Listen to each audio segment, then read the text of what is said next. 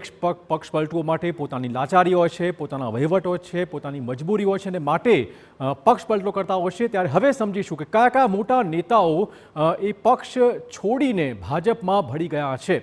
સૌથી મોટું નામ એ કોંગ્રેસમાંથી આવી રહ્યું છે। ભાજપમાં કોંગ્રેસના નેતા અર્જુન ખાટરિયા ભાજપમાં ભળ્યા હતા।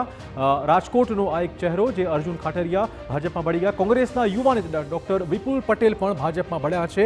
ઉત્તર ગુજરાતમાં સહકારી એક મોટા આગેવાન। તો અલગ અલગ નેતાઓ જે કોંગ્રેસને મોટો ફટકો પહોંચાડી શકે તેમ છે। ડભોઈ ડભોઈના પૂર્વ ધારાસભ્ય એવા બાલકૃષ્ણ પટેલ પણ આજે ભાજપમાં જોડાઈ ગયા છે। આ પણ એક મોટો ફટકો ચોક્કસ છે। છોટાઉદેપુરથી વાત કરીએ તો જ્યાં ગણપતસિંહ બારૈયા પણ આજે ભાજપમાં જોડાયા છે। અલગ અલગ નેતાઓ પોતાના પક્ષ છોડીને ભાજપમાં ભળી રહ્યા છે। સાવલીના કોંગ્રેસના નેતા કુલદીપસિંહ પણ ભાજપમાં આવી ગયા છે। આથી ભાજપને ચોક્કસ આ તમામ વિસ્તારોમાં મોટો ફાયદો થવાનો છે। કોંગ્રેસના પૂર્વ ધારાસભ્ય ચિરાગ કાલેરિયા પણ ભાજપમાં જોડાઈ ગયા છે। તેમણે પણ પોતાના અલગ અલગ કારણ રજૂ કર્યા છે।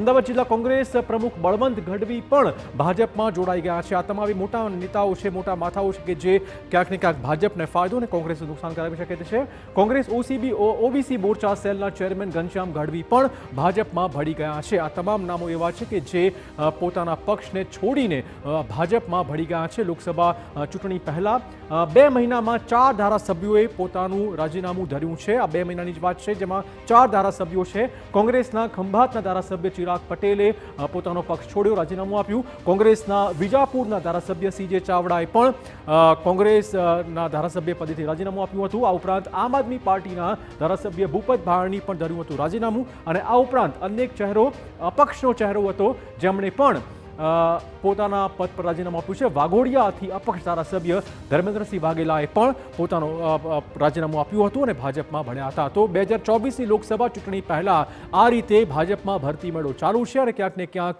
જે વિપક્ષ છે તે વેરવિખેર